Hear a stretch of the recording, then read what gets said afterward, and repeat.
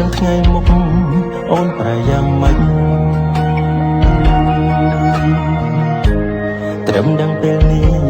អូនល្អណាស់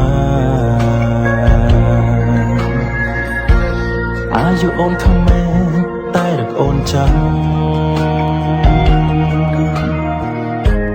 នឹងធំល្អណាស់មិនឆ្វេងឆ្វាយឲ្យបងព្រួយ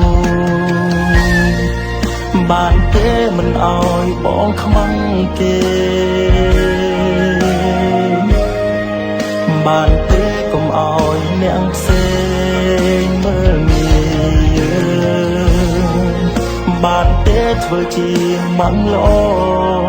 របស់កូនកូនបានទេបងសូមប៉ុណ្ណឹង